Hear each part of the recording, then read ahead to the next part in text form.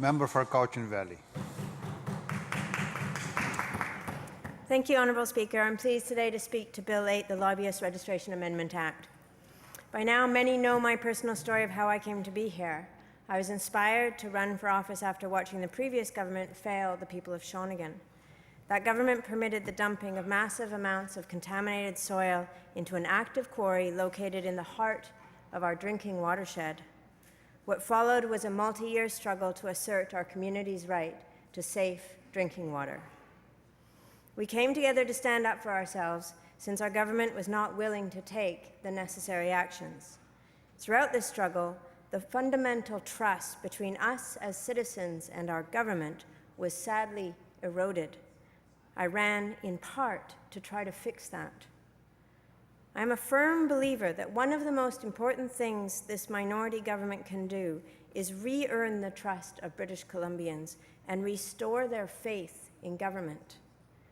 That trust is what underpins our democracy and what gives us the legitimacy to do what we do in this chamber. Sadly, I have heard countless similar stories from across the province of governments of all stripes putting special interests ahead of the interests of British Columbians and eroding that trust in government. These stories arose in spades under the old campaign finance regulations that saw corporations and unions funnel millions of dollars into our political system. Examples of cash for access events and donors benefiting from government decisions raised serious questions about the influence of special interests in BC politics and undermined public trust in government. These stories also exist in relation to lobbying. Too often, British Columbians are left to wonder who is lobbying whom on what issues, for what end, and on whose behalf, because of the limitations of our current lobbying regime. As it stands, one cannot know based on the lobbying register who a lobbyist has actually lobbied or who they simply intend to lobby. The very fact that we lack sufficient transparency around lobbying in BC only serves to further undermine public trust in government. As trust diminishes and cynicism grows, Honourable Speaker, we enter into a vicious cycle. Voter turnout decreases. People are less willing to stand for office. As elected officials, the trust between us and citizens needs to be paramount. Without it, we lose the foundation for strong democracy.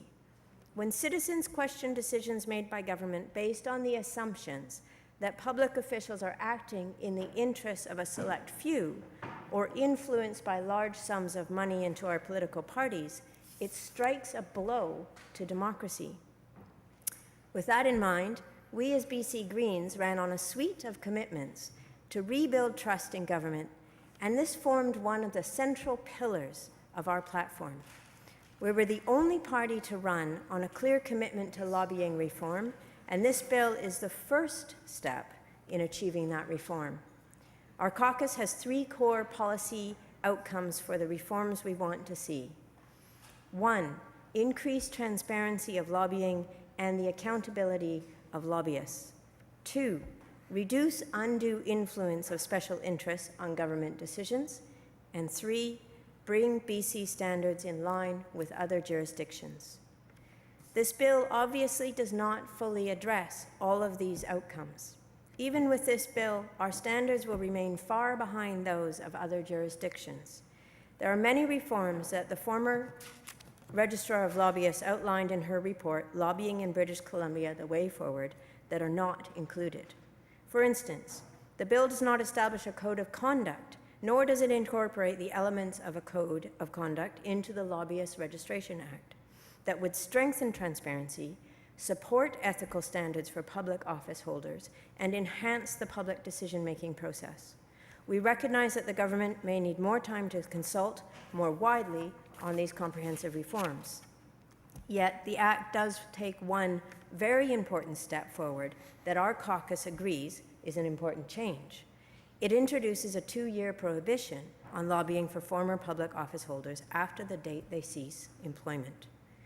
The need for a prohibition comes from a recognition that former public office holders can have information or relationships from their previous employment that could offer them outsized influence in their lobbying.